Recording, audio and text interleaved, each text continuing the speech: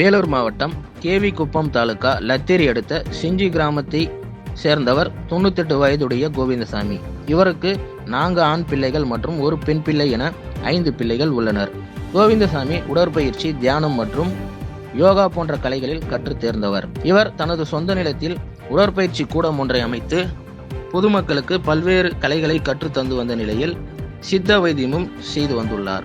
இதனால் பல்வேறு பகுதிகளிலிருந்து இவரிடம் கலைகளை கற்று வந்த பொதுமக்கள் சித்த வைத்தியமும் செய்து வந்த நிலையில் அவர்கள் விரைவில் குணமடைந்தும் வந்துள்ளனர். இதனால் அப்பகுதியில் அவர் செஞ்சி சாமியார் என அழைக்கப்பட்டார். இந்த நிலையில் கடந்த 2008ஆம் ஆண்டு இவரது நிலத்தில் சமாதி ஒன்றை அமைத்து அதில் தனக்கு தானே சிலையும் வடிவமைத்து நிறுவியுள்ளார். பின்னர் தனது கைப்பட எழுதிய புத்தகத்தில் தனது சுயசரிதையும் எழுதி அதில் தான் இறந்தவுடன் தன்னை இதே சமாதியில் அடக்கம் செய்ய வேண்டும் எனவும் எழுதி தனது குடும்பத்தினரிடம் கூறியுள்ளார்.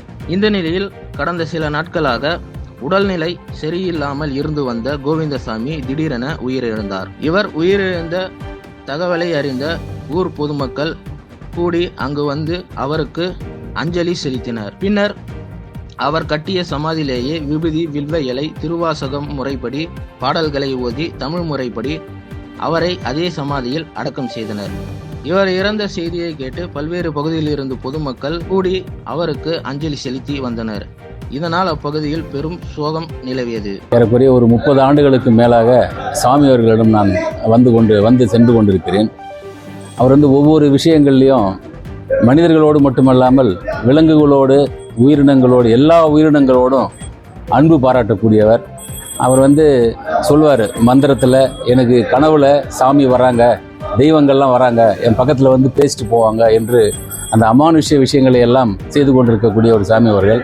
ஏறக்குறைய ஒரு 25 ஆண்டுகளுக்கு முன்பாகவே நான் இந்த ஏறக்குறைய இந்த 90-100 ஆண்டுகளில் என்னுடைய இறுதி காலம் முடியும், அதற்கான சமாதியை நானே செய்து வைத்திருக்கிறேன் என்று அவருக்கும் அவருடைய துணைவியாருக்கும் சேர்த்து சமாதியை ரெடி பண்ணி வச்சிருக்காரு.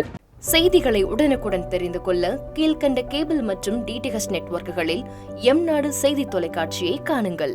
பாதகம் செய்பவரை கண்டால் நாம் பயம் கொள்ளலாகாது பாப்பா.